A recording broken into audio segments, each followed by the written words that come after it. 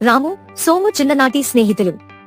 వారిద్దరి దారులు వేరైనా స్నేహం మాత్రం చెక్కుచెదరలేదు. రాము బాగా చదువుకున్నవాడు. పెద్ద కంపెనీలో నెలకు ₹1,00,000 జీతంతో ఉద్యోగం చేస్తున్నాడు. అతనికి మంచి జీతం ఉన్నా ఆర్థిక విషయాలపై పెద్దగా అవగాహన లేదు. డబ్బు ఎలా పొదుపు చేయాలి, ఎక్కడ పెట్టుబడి పెట్టాలి వంటి విషయాలు అతనికి పట్టవు.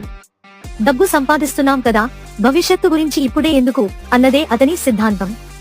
అందుకే సంపాదించినదంతా ఖర్చు చేయడమే తప్ప భవిష్యత్తు కోసం ఎలాంటి పెట్టుబడులు పెట్టడం లేదు. సోము పెద్దగా చదువుకోలేదు. చిన్న టీ కొట్టు నడుపుకుంటూ కుటుంబాన్ని పోషించుకుంటున్నాడు.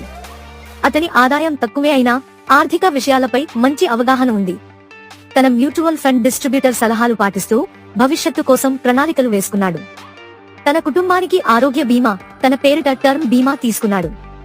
అంతేకాకుండా తన పిల్లల ఉన్నత విద్య కోసం, తన వృద్ధాప్యం కోసం నెలకు ₹5,000 మ్యూచువల్ ఫండ్స్ లో క్రమం తప్పకుండా పెట్టుబడి పెడుతున్నాడు.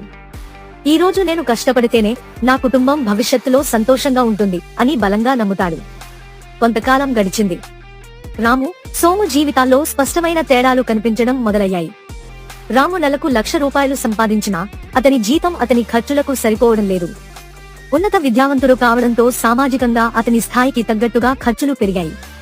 కొత్త కారు, ఖరీదైన వస్తువులు, విలాసవంతమైన పార్టీలు అంటూ డబ్బును నీళ్లలా ఖర్చు చేశాడు. అత్యవసర పరిస్థితి వస్తే అతని వద్ద ఎలాంటి పొదుపు లేదు. ఒకరోజు అతని తల్లికి ఆసుపత్రిలో చేరాల్సి వచ్చింది. పెద్ద మొత్తంలో డబ్బు అవసరం పడింది. అప్పుడు రాము తన స్నేహితులను, బంధువులను డబ్బు కోసం అడగాల్సి వచ్చింది.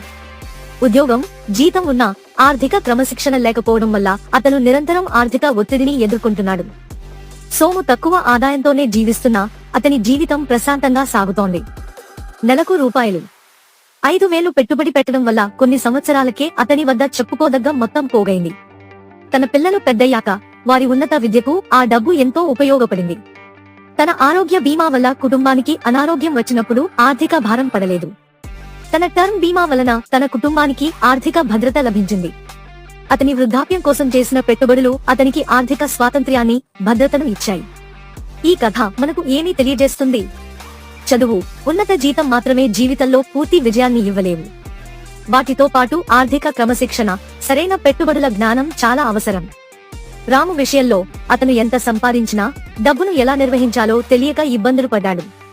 సోము విషయంలో అతను తక్కువ సంపాదించినా తన ఆర్థిక భవిష్యత్తును తెలివిగా ప్లాన్ చేసుకున్నాడు. కాబట్టి ఎంత సంపాదిస్తున్నామన్నది కాదు, ఎలా పొదుపు చేస్తున్నాం, ఎక్కడ పెట్టుబడి పెడుతున్నాం అన్నదే ముఖ్యం. భవిష్యత్తును సురక్షితంగా, ఆనందంగా మార్చుకోవడానికి ఆర్థిక జ్ఞానం అనేది ఒక ముఖ్యమైన ఆయుధం. ఈ వీడియో మీకు నచ్చితే